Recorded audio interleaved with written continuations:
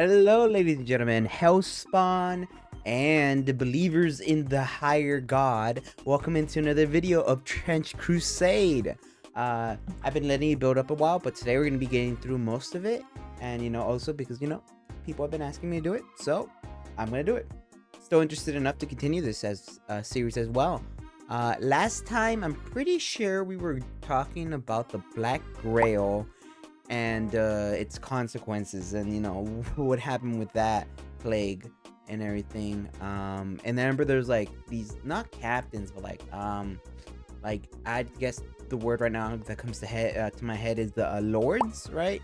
That had their own plagues, and if the lords die, whatever spawn they have is basically cut off from their championing not gods, but like core devil favor, which we know all sickness becomes fucking oh, I cannot. It's called belongs to Beelzebub, but I know I'm pronouncing that wrong, but bear with me now, right? Yeah, if I remember right, I'm pretty sure it's pronounced Beelzebub. I think I could be wrong. Correct me, comments. I don't mind. But yeah. And that you and that one lady that basically never wavered in her faith and got given the Grail sickness, but is like I wouldn't even call it a fallen angel, but like wielding the power of hell against hell itself, which is what it looks like she did, which is honestly awesome. I'm not gonna lie, totally a Uno reverse card of anything, to be sure. And so far as I'm aware, only one to do it. I'll be honest. I'm assuming they're not that strong, or I mean, she's not that strong. I think she's strong, but not that strong. Like I don't think Paladin's strong, but I think she's definitely up there. She could probably take on a large homunculi, or I would say Trench Wolf, maybe, but I don't know scaling here. I'm guessing here. I'm just guessing off of just general, general knowledge that I do remember from the series. But with that being said, I think it's right time we just see what's new here, right? Today we're gonna be starting with the Guardians of the Great Iron Wall. Iron Wall, I can only think about the walls from New Antioch, I'm pretty sure, but we'll see. They said, Odul Carnain, lo, Gog and Magog are spoiling the land. Oh my god, look at those homunculi on condition at the that doors, thou set though. A barrier between us and them. Wait a minute. Oh, this is wherein Sultan. My lord hath established me. Sorry, so this is 100% Sultan front. Oh, that's so cool. So we have cannons up here, but the walls, iron walls, fully defensible with little holes in them. I don't know how. I mean, yeah, never mind. You kind of need that. And then you have this giant homunculi that are just guiding the doors with wings. Whoa, that is awesome looking. I'm not gonna lie. Now that is actually that's so cool. Oh my god. And it just spans for who knows how long distance. And look how big they are compared to humans. Oh, that's cool. That's cool. He is better than your tribute. Do but help me with the strength of men. I will set between you and them a bank. Give me pieces of iron, till, when he had leveled up the gap between the cliffs, he said, blow. Till, when he had made it a fire, he said, bring me molten copper, to pour thereon. And Gog and Magog were not able to surmount, nor could they pierce it. Oh. He said, this is a mercy from my lord, but when the promise of my lord cometh to pass, he will lay it low, for the promise of my lord is true. Surah al-Kaf. Anchored by the Taurus Mountains. I just realized something. Since hell has been, I never really thought about it, right? Since hell is confirmed to be true, right? I don't know any other religions besides the basic fundamentals of Christianity, and that's because I was raised in that, religion. I don't believe it currently. I'm pretty much of a, I don't really call it atheism. Because I don't fully believe in science. There could be higher powers. I don't really worry myself on this thought. I'm gonna be honest. I just live my life the fullest, no matter what, right? Helping who I can. In my immediate surroundings, right? That's kind of, I live in the moment, pretty much. But the question here is, right? Since hell is just been proven for a fact to exist, and heaven and higher, or not heaven itself, but like God, higher powers, all that, right? Then that comes the question, like, now it's like which one's true, Christianity here or the Catholic version of it, right? But that's not here or there. Problem is, the question is, do any other besides this one religions exist at this point? Because like the fundamentals of how this would work kind of has like their own set version of hell, and then we're seeing this hell, and which is very distinctly a certain version of it. And the way that this is showing like angels and God and everything, does that mean that there's just one religion now in the universe? You know what I mean? Like, is in this world, is it just like one or two religions now, or is it still somewhat layered in different ones, but like that are similar enough? Let me know, comments. And the mighty Atlas Mountains in the east, the two horns of the crescent moon, the invincible iron wall of Du al-Qarnayn is both the symbol of the Sultanate and the very reason for its existence. Beyond it lies the last and the greatest realm of those who believe, easily eclipsing all other known wonders of the world. None who have seen the Iron Wall can ever forget it. Despite centuries of artillery bombardment by heretic cannons, its surface remains untarnished, glittering as a newly cast thing in the morning sun. And at night, the manifold gemstones embedded into its very structure light up in a wondrous show of colour and artistry. The wall itself, nor its gates, have been brought down, and while the enemies have made it across the wall to spread death and terror deep into the Sultanate proper, they have always been thrown back. The wall remains warm to touch, for the molten lava still courses within. On the exceedingly rare instances when a terrifying weapon of hell has managed to crack its surface, the outpouring of molten metal within has brought a swift death to the invaders, and the rapidly cooling lava has then hardened to reform the wall. I see. At regular intervals stand towers and bulwarks erected by the sultans of both past and the present, specifically constructed to support the long-range artillery of the Imperial School of Military Engineering. The great spires act as both lookouts as well as minarets for calling the believers to Salah 5 times a day. These constructions, mighty as they may be, are not nearly as durable as the invincible iron wall.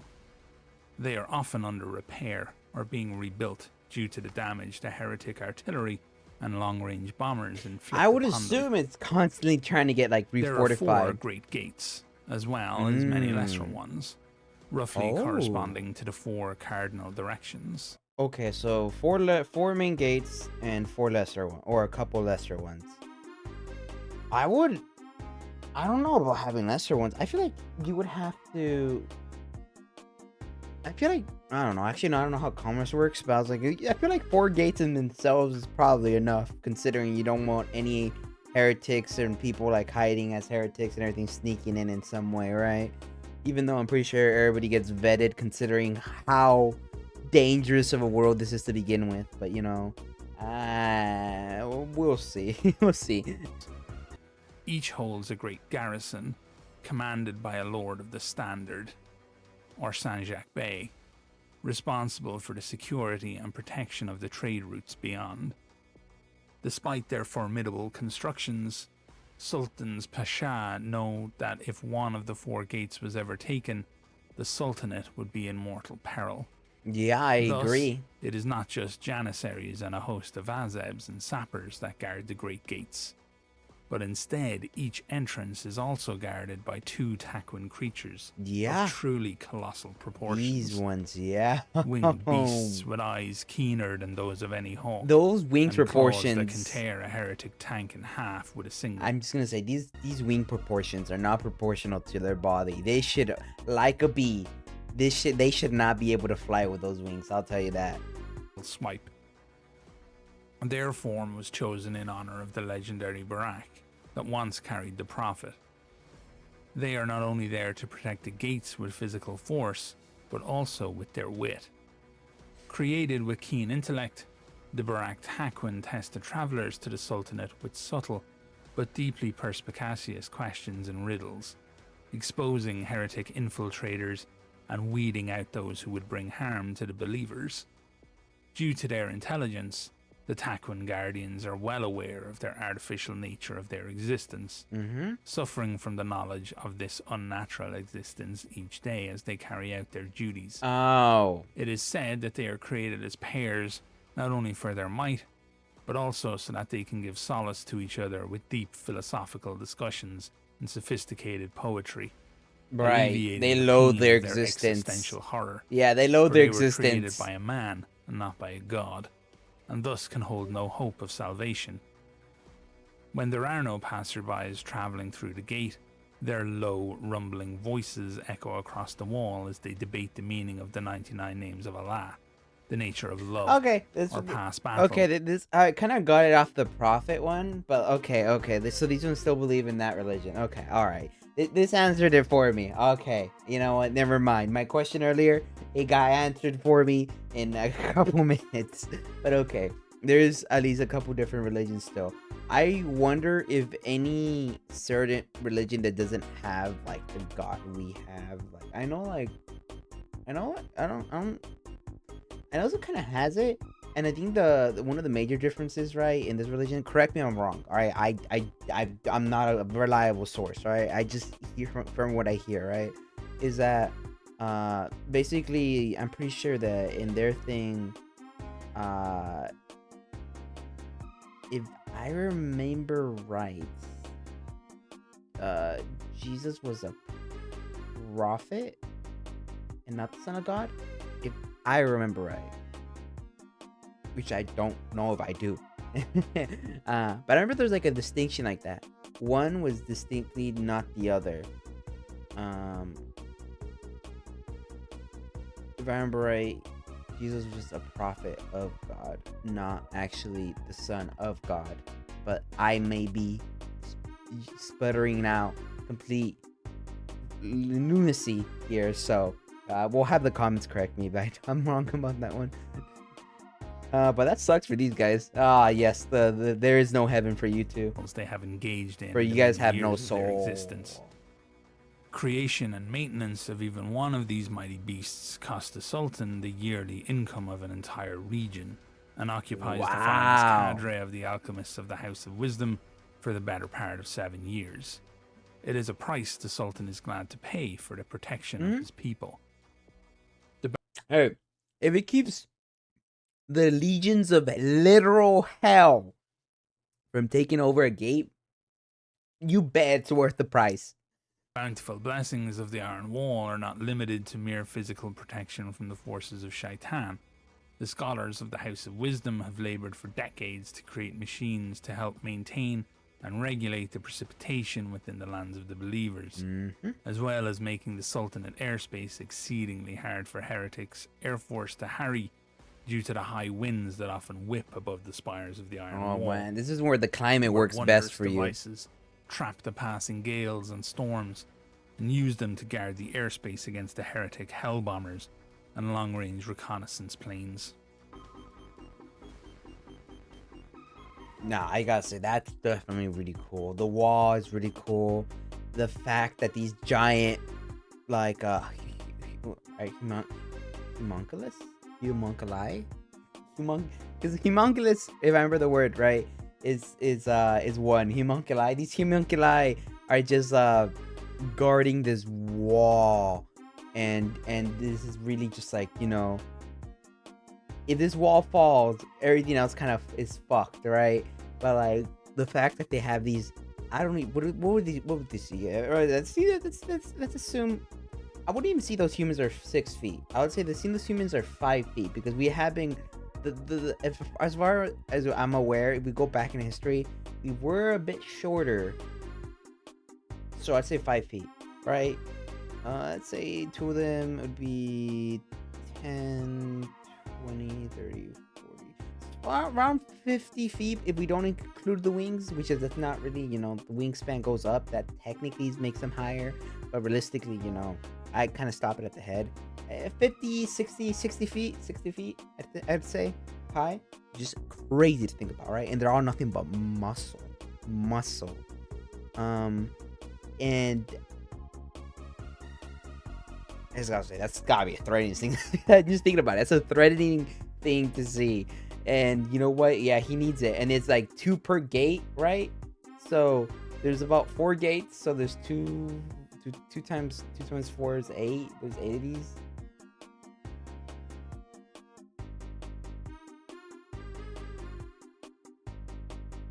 Yeah, I don't know why it took me that long. I blanked out there for a second, but yeah, which is crazy. I wonder how hard it is to kill one of these things. Actually, I rather they don't find out. As in, I rather these things don't get killed because that would be bad for the gate in general. You know what? Another thing about it, I wonder how resistant they are to plagues, right? Because like they could probably take a hit, but would plagues like wither them over time? In other words, how good is Beelzebub's units against these enemies? That's definitely what I am thinking about right now. But you know what? We'll see. We'll see what more happens here. All right, we'll continue.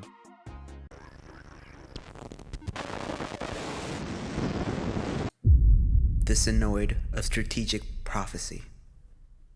Trench Crusade Lore. Now, just off the bat, I can see, this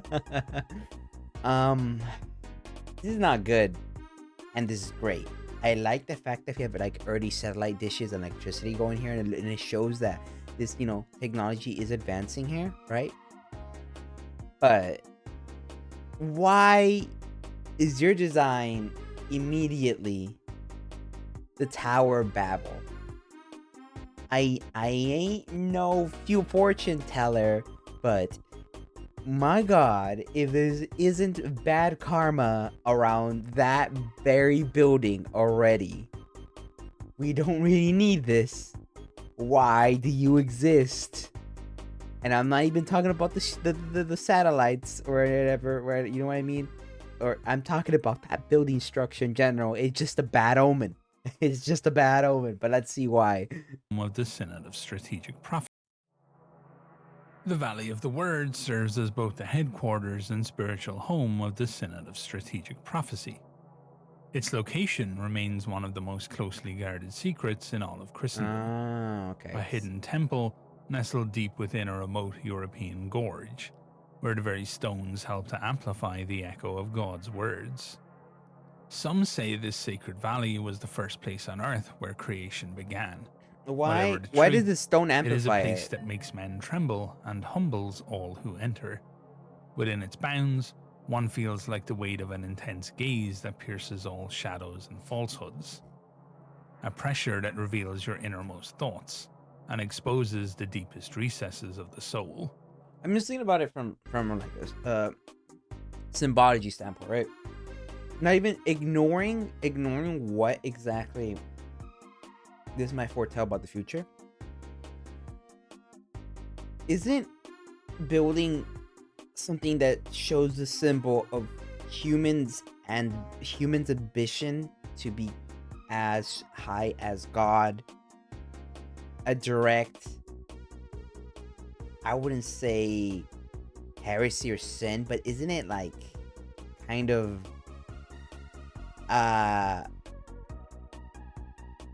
prideful, I would say, or bash to make us that they might not be, this might not be even designed that way, but to be like showing that building is exactly, but it's kind of does, and I feel like that would be like if you're trying to be, if these people are all about like, you know, praising the God and everything, right? Because they, you know, they kind of have to, considering they're fighting literal hell.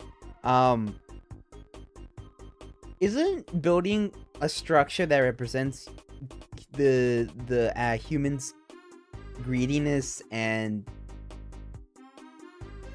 I mean, in one perspective, actually, it would be the moment where all humanity work together to make one item, but it also is an item that was trying to seek a goal that was not attainable and shouldn't have been trying to be attained, and it was completely pushed forward by humans' ambitions, and God literally directly intervened with it, showing that it was a bad thing.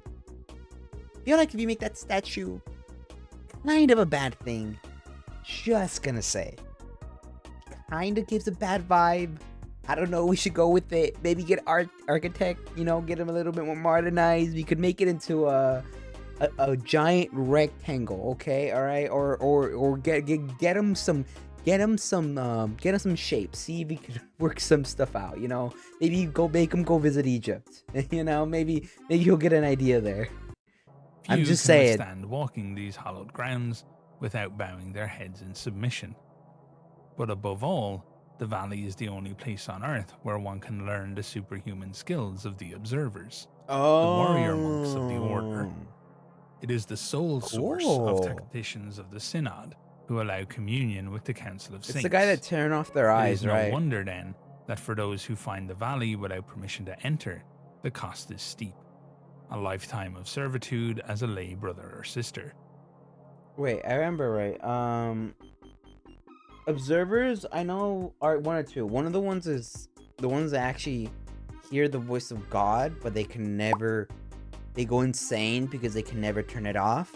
Or are we talking about the ones that could go blind because literally God guides their bullets? I think it's the ones with the voices. The voices! These unwilling initiates, alongside willing volunteers, compose the army of servants and menial laborers known as receptors. Their brains are partially replaced with receivers attuned to the word of God, transmitted from the powerful arrays atop the temple of the word. Hate to make this comparison, but straight up a servitor type. Forms the cloister of the temple, a vast expanse covered with arrays of dishes, antennae, radio telescopes, and listening posts, all straining towards the heavens to communicate with God. Here, the supplicants of the Synod send their prayers. I guess Tower Babel makes more sense if that's the goal. Listening intently for an answer back. The cryptic messages they receive are processed through great difference engines, designed by the Synod's ordained engineers, then translated, analyzed, and studied by scholar monks from the many monasteries. Each monastery specializes in their own area, ranging from subjects such as the woman clothed in sun, the great beast, or interpreting the sounds of angelic trumpets.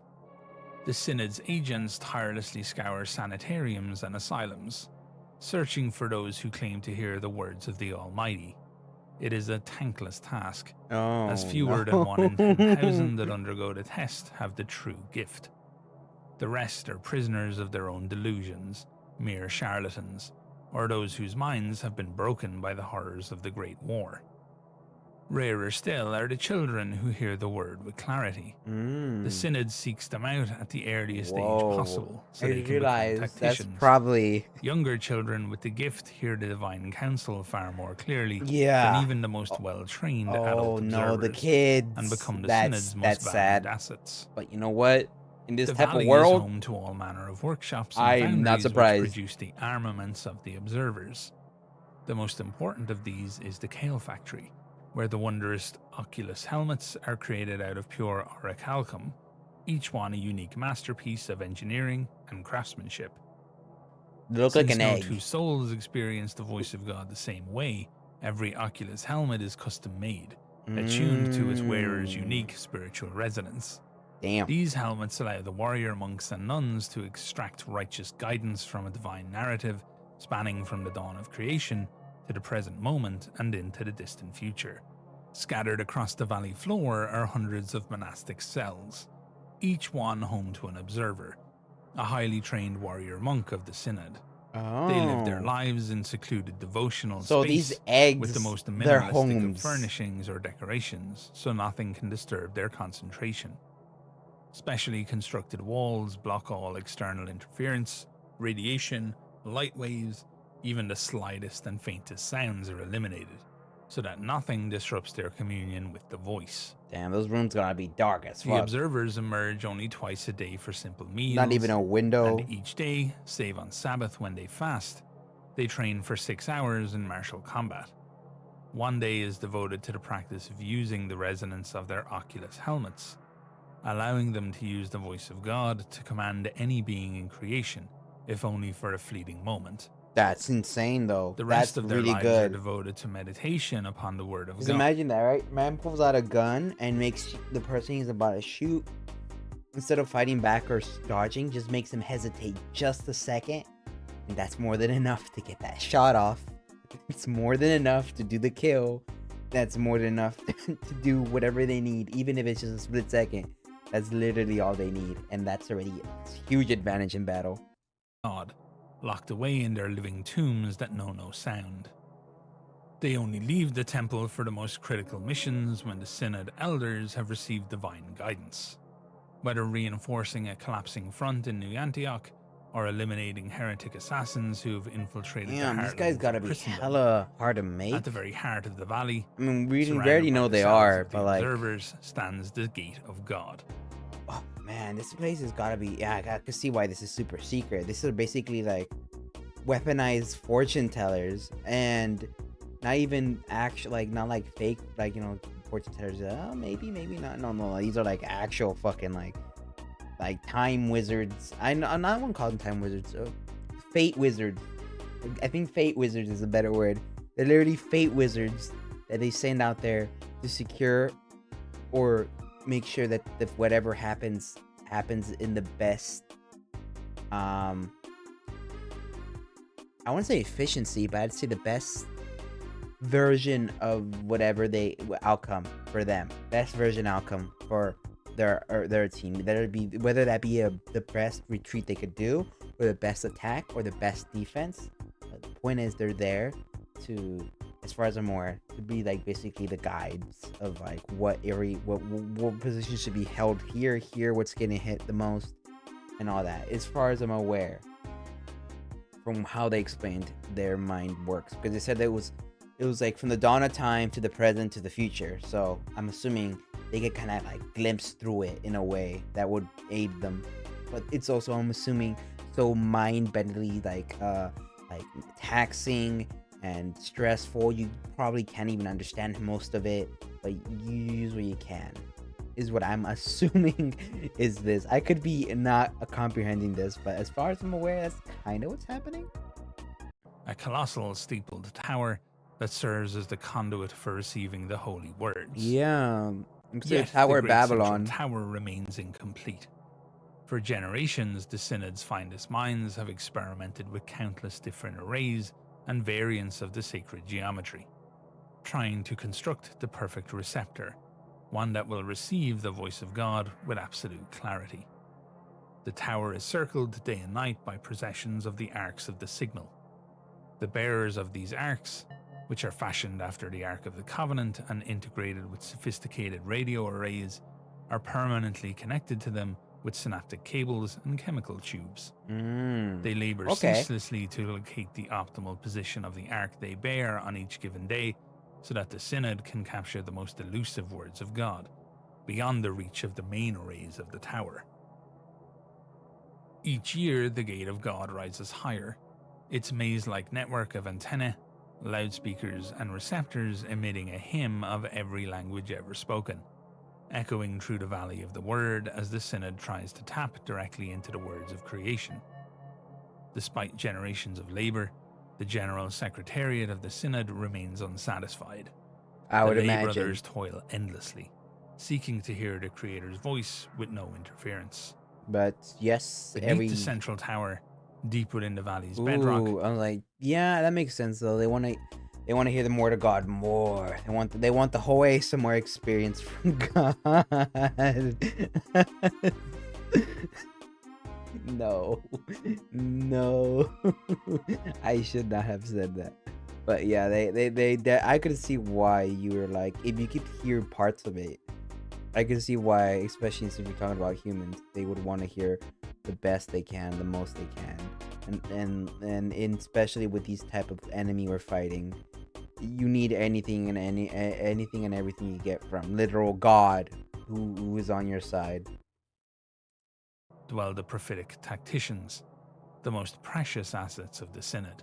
Oh, These okay. gifted children are surgically, genetically, and chemically altered to make them perfectly suited to their role. I'm assuming since the They kids are are like equipped with the strange most and esoteric equipment that best at allows them to this. hear the word of God.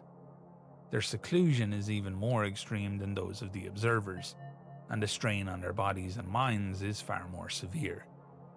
They are implanted with devices that allow their very being to reverberate with the voice of God, and they can be connected to the machinery of the Synod. The younger they are when their training begins, the better, the stronger their connection, for the closer they are to innocence, the easier it is for them to hear the divine words. Oh, I was gonna make a joke about like, oh, it's because they're innocent. That's why they can hear the voice of God better. But oh my God, I was right, and ironically, I was right.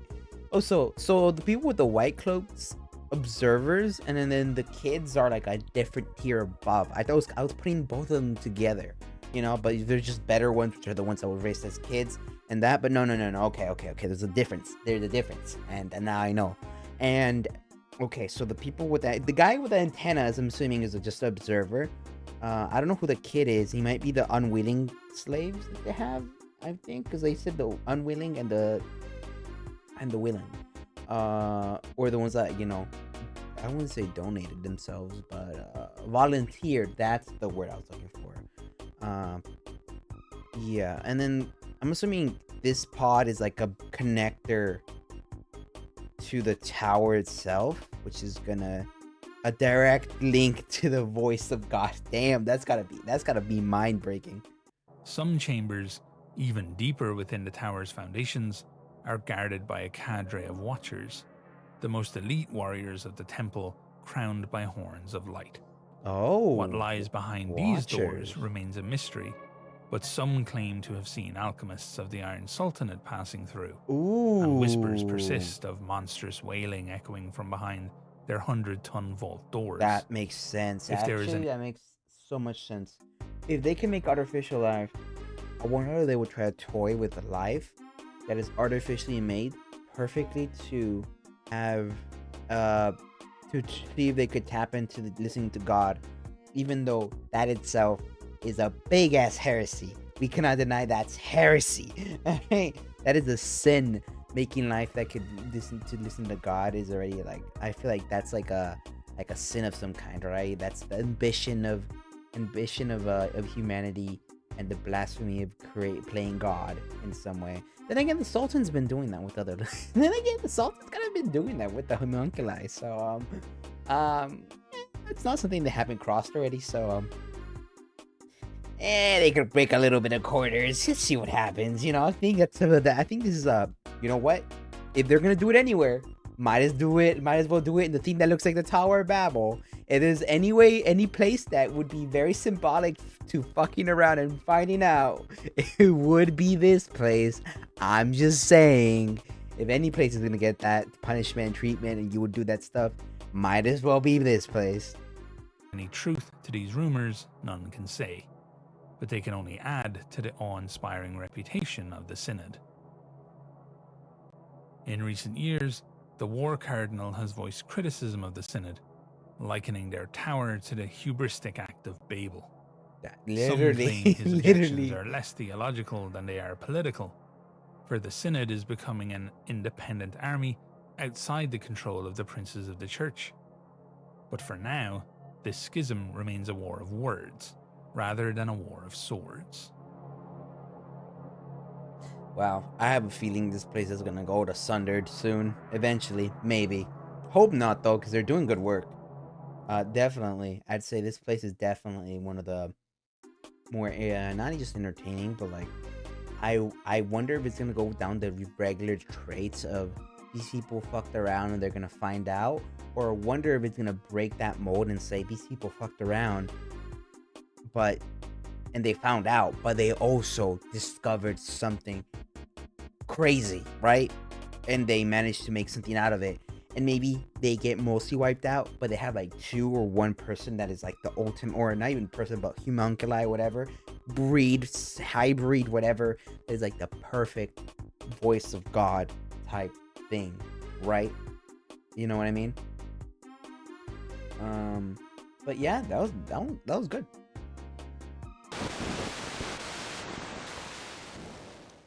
The Council of Saints, the Church's greatest weapon in the war against hell.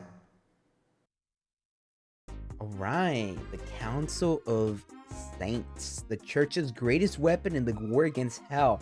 Now that is a title. Now that is something I am very interested in seeing. Because if I remember right, not the Pilgrims, that's like the lesser faction. It's like the hillbillies. What are they called? There's 9 of them, because I'm pretty sure 3 of them fell and 1 of them got corrupted, right? Or 2 of them. God, I have to burp. Give me a second. Ooh. Anyways, 2 of them fell and 1 of them got corrupted, or is it 3 of them fell and 1 of them got corrupted? Yeah, I don't remember, right? I think 3 fell, but they were like, what are they?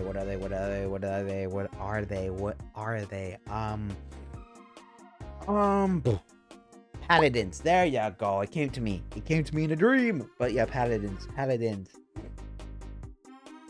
I thought the greatest weapons were paladins, because they're the only ones that could actually venture into the gates of hell. And we still haven't seen that corrupted paladin either, which is very interesting. But yeah, I am very. I remember right. I thought they were the greatest weapon, but let's see what you know what? Enough theorizing. Let's just see what this one has to offer. Chambers of the Holy See, under the watchful eyes of the Swiss Guard and hand-picked contingents. Also, see, look at the size of those tanks. Goddamn. Of the Church militant, the collection of the true remains of saints. Within these catacombs and chambers rests one of the very greatest secrets of the Church. Tell. The bones of Saint Barbara, the ashes of Saint John the Warrior, the severed hand of Saint Teresa of Avila, and the reliquary of Saint Andrew the General, and many, many others rest here, protected by both the might of arms and prayers of the faithful. I don't remember any of them. Hundreds of the most devout those names don't ring to me. The Church will rotate in shifts, reciting passages from the New Orthodox Syncretic Bible, and it has been said that even active cardinals and popes have spent their time here, bolstering the walls of salvation with their faith. But few know of the true role of these relics, or why they are so fiercely guarded.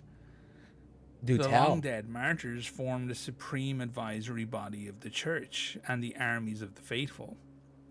In times of dire need, their holy remains are brought to the great council chambers, so the princes of the Church, led by the Cardinal of War, and temporal rulers of the free lands can ask for their guidance.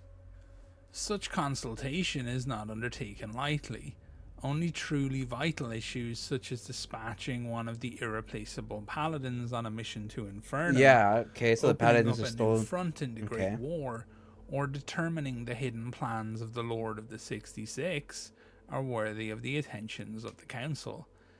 Many of the Church's most pivotal victories, such as the stopping of the 2 great hegemons, Yersinia Rex, Emperor of Pestilence, and Febris, the rotting bride of Beelzebub. Right. Information gathered via the Council. Those are the 2 lords I was talking about earlier. For it is a costly and perilous ordeal. Reliquaries holding the remains are brought forth. The reliquaries themselves are many and varied, styled in line with whatever the Church felt was in keeping with the honoured action of the saints themselves and the subtle shifting styles of the time.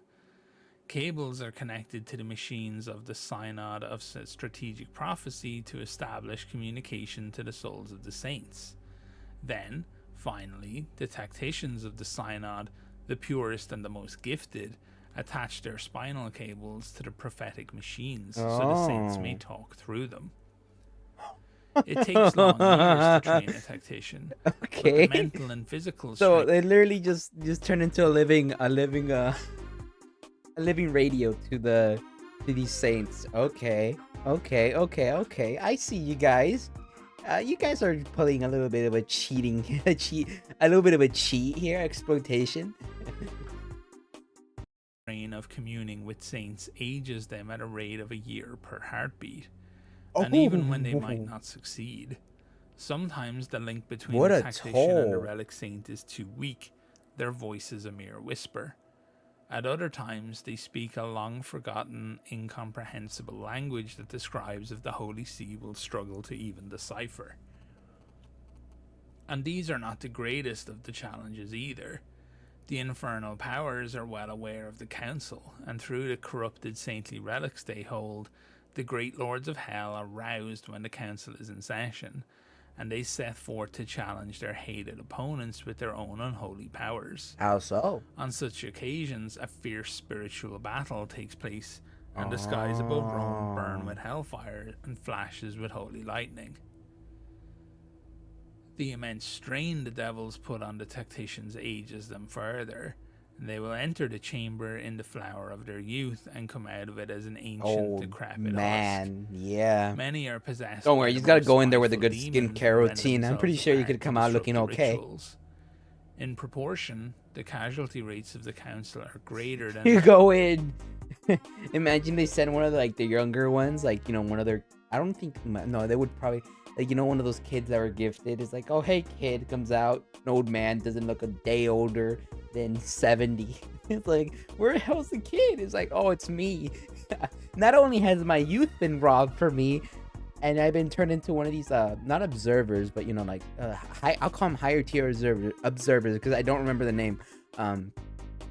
But also my entire life has basically been robbed for me as well, because I had a spiritual battle with the literal with hell, and yeah, that shit strains me mentally and physically as well. I try to talk to God, not God. I try to talk to these heroes of the past, and I got I got zip bombed, and now my entire body is 70 years older. Damn, that sucks so bad. Trenches of the Great War. The tacticians know that communing with the saints is to give almost their entire life for one brief moment. Yeah. Yet doing so is seen as the greatest of honors. To commune with those who have been so resoundingly favored by God is seen as the most beneficial way that any of them could spend their life, and the benefits to the church and the advantages that it can give in the war again. Oh, General, tell us what to do. I ain't gonna lie, gang. You guys just need to do better. I'm not gonna lie, you guys were not holding that front. I saw another man just literally trip over a landmine when it was right in front of him, and his friend Larry just laughed. You guys need to get your shit together. I'm out. Oh, okay, sir. Wise words. Oh, my back. I'm just saying. Imagine, because they don't go well. He's like, what wise words do you have for me, Jero? No los voy a mentir, pero ustedes no saben cómo ser nada.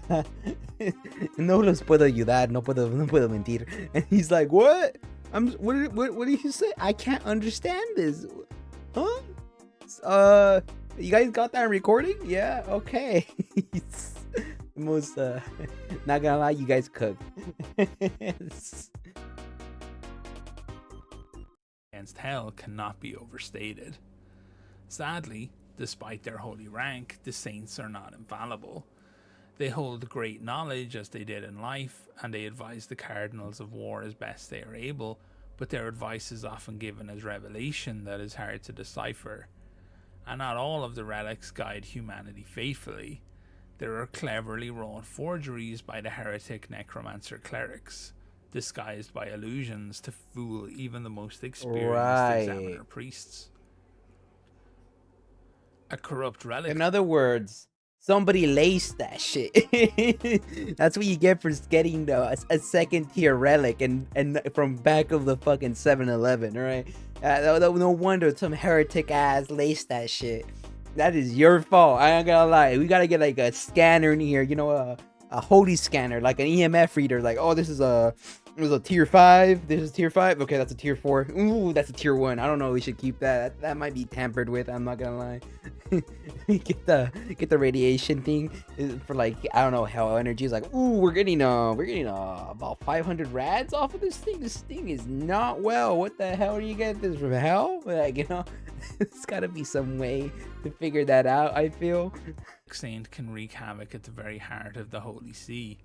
Demons can use them as conduits to mislead the council, or learn the identity of its secret members so that they may later be targeted by Death Commando assassination squads. Ooh, yeah, that'd be bad. That'd be Some bad. are true relics that the heretic saint hunters have discovered, infected with might demons and then reburied. It often happens that during a council meeting, these vile creatures come forth and then silently enter the mouths and eyes of the mortal conduits of the saints. They burrow their way into the central nervous system of their victims, ending their lives in withering agony. Ugh. It is said that Satan will handsomely reward any saint hunter that causes interruption, confusion, or death among the tacticians with their own fiefdom and legions in hell. So the saint hunters act with incredible cunning and viciousness in the execution of Satan their plans. himself is gonna acknowledge you. It has been claimed in hush whisper that the 1666 capture of Gibraltar by the heretic fleet was assisted by the placement of a forged relic feeding false information to the council after they questioned it about the mysterious weapon that destroyed New Antioch over 100 years earlier. Yeah. Taking into account all these tribulations, it is no wonder that the papal expedition forces are continually scouring the world for true relics of saints to strengthen the council, and the Supreme Pontiff pays handsomely for curated relics brought forward by the warbands scouring the no man's land. While the small-scale battles and efforts of man and beast that take place in the no man's land in the quieter times between the great wars may not cost as many immediate lives, it is without doubt that both heaven and hell expect these engagements to be just as impactful in the overall course of the war. It is for this reason that thousands of men and women will venture deep into the deserts of the Levant each year, or silently and secretly scour the fields and forests of Europe, in search for anything that they can find that might give them the advantage over their enemies. Yeah, okay, It is all right. these battles, resolved a bullet and a blade at a time, that will truly set the course for mankind's salvation or destruction. I could see that. The relics themselves are, I'd say, a glass cannon type build here, and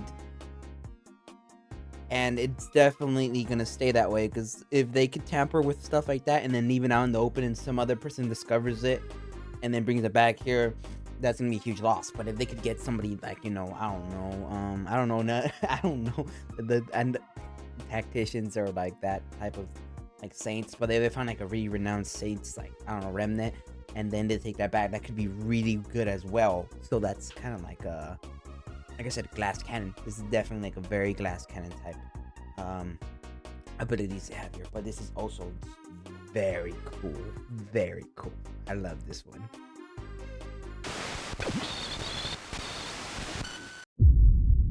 The Hellmouth of the North.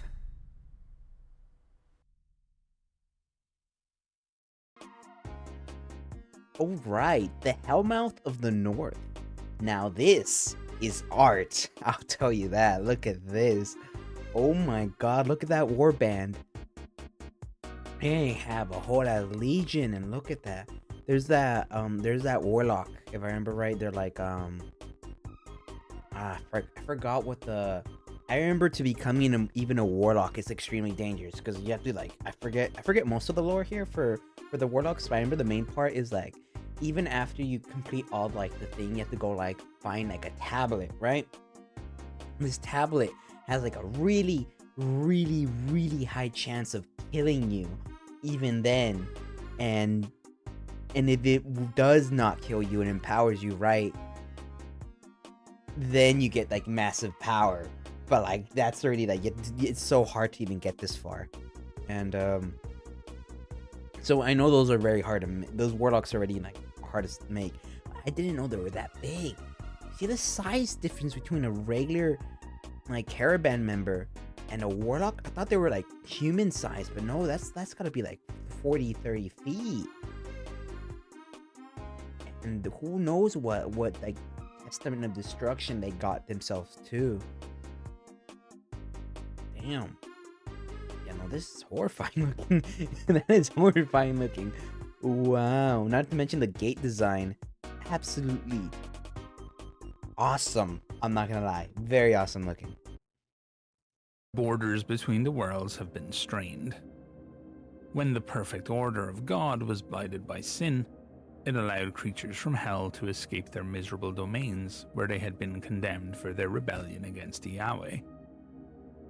With the ultimate heresy, the borders of the worlds became even more worn, and tears in reality appeared, allowing some denizens of hell to escape their just punishments, Oh, that's misery really on bad. earth in their wake. That's really bad. Thus, it is no wonder that all cultures have tales of hunters in the dark, monsters that have come from another world to savage ours.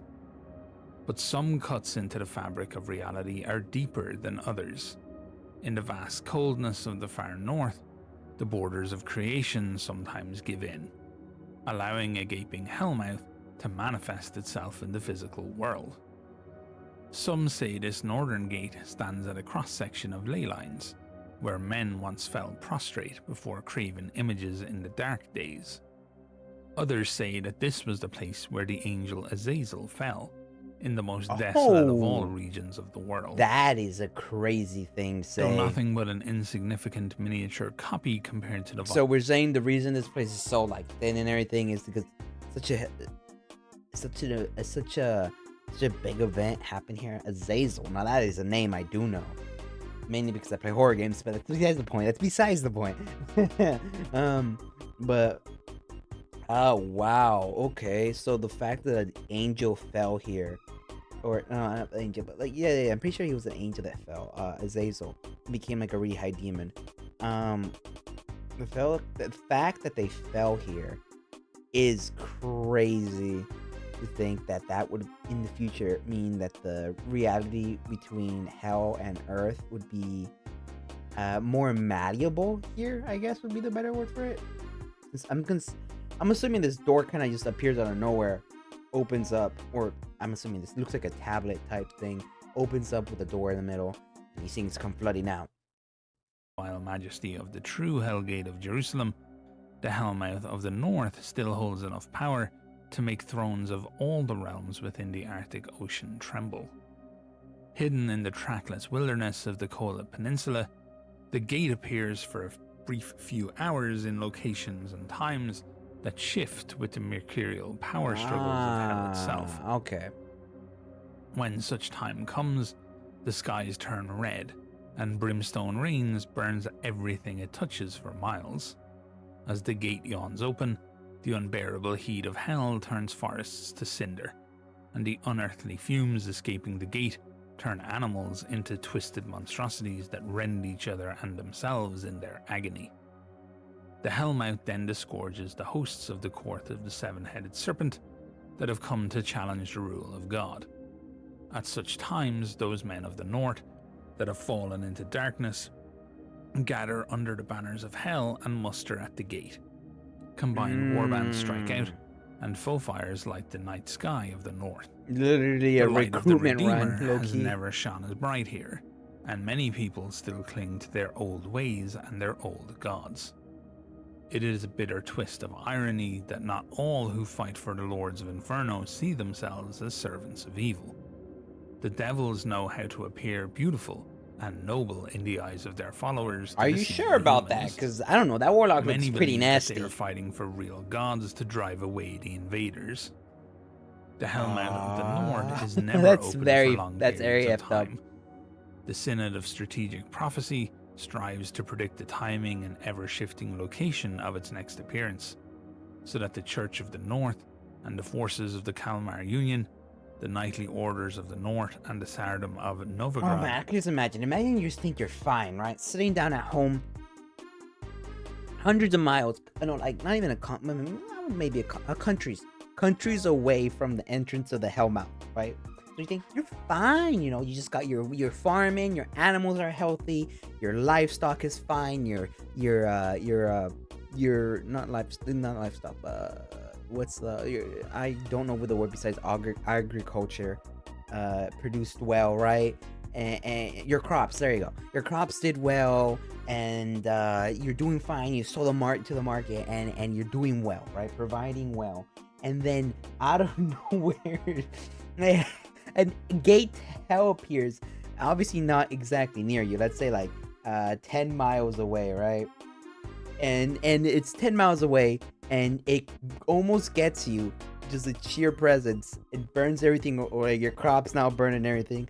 Not only that, but heretics flock to it, and enemies swarm out of it, and now you're just there. You're stuck. You're not anywhere exactly near reinforcements or help, and you're just a farmer. And next you know, you got a goddamn warlock saying, I cast fireball on top of your entire home, but it doesn't just break the home, it breaks your soul, and now you're burning in hell because this goddamn gate decided to open up, and who knows where, who knows what, and your day's bad, your children are dead, your wife is murdered, and you are stuck in I don't know, they'll probably, I don't know, if you're faithful enough, they'll meld you to some kind of body just to make fun of your faith or something. I don't know. The point is, this has got to be one of the worst things to happen. It's the most random person out there. Anybody can muster to meet them in battle. It is a war often fought in the middle of the winter, and the servants of the court even worse in the winter, just as adept at using intense cold and ice, as well as hellfire in their war against the faithful. Those incursions tie up the greater part of the strength of the people here, which otherwise could be used to bolster the main theatre of war in the Levant. And though thus far each invasion has been defeated, they all have left their mark in trackless forests and endless tundra. I would imagine. Remnants of monsters lurk in the dark forests and the forbidding hills, waiting for the call to arms that is sure to come next time the Hellmouth of the North opens. There is another, deeper concern that the War Cardinal holds about the Northern Gate. What is it? And why his personal servants keep vigil over it. What is it? Zeminiar, one of the fallen angels, is also the Devil of the North. The Council of Saints has issued a dire warning to the princes of the Church. If this scion of hell ever becomes the serpent head of pride, he will come to claim the North as his own.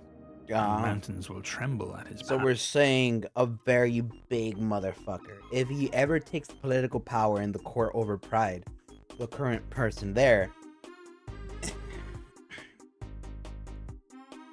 the North is coming. the North is coming. The North is coming. We must build a wall around the area that the gates, because the North, the swarm comes from the North. Wow, if this does not have a parallel to another series I watched with a big threat was coming from the North. Damn. Yeah, no, this is crazy. All right. Well, I hope the North doesn't, implode, because we have a lot of different areas we got to be watching here. All right. It's already horrible enough. So we got a literal angel that might be investing in the North. It's already crazy. Okay, that's bad. Passing.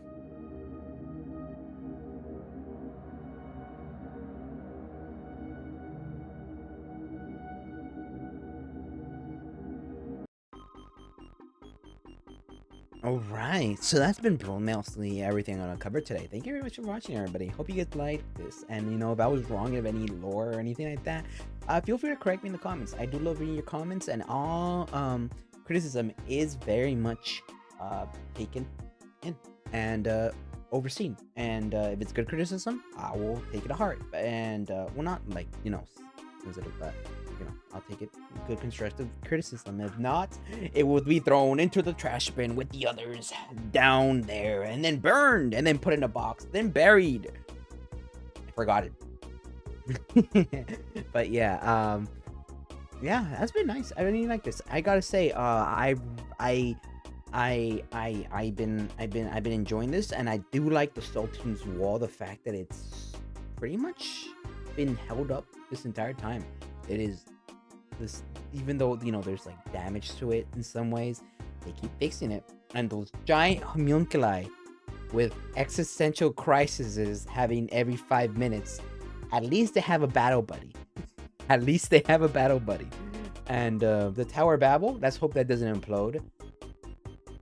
The Saints, kind of sneaky. You might find one with a very, very good investment, you know, and you might find one with a zip bomb, and then you're fucked.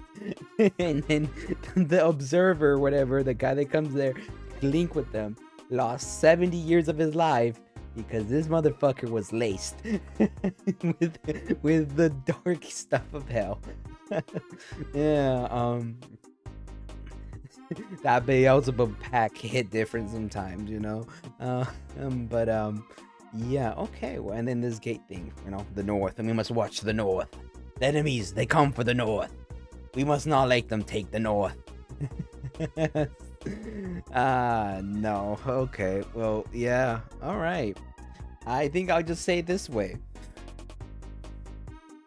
Seeing God taking the forbidden Zaza, the north, the wall, fake life, artificial life, existential crisis, existential farming land turned into hell landscape by a gate that appears out of nowhere, with warlocks that could literally ratio you with words, fallen angels, God-speaking men, children taken for slavery to speak the word of God and talk one-on-one with God in secluded rooms of insanity. And honestly, I think that's all I could go with. I could think. All right. Well, and if you really like that content, don't forget to like and subscribe. And if you really want to see me live, I do stream on Twitch, so check me out there, crazies. Bye bye.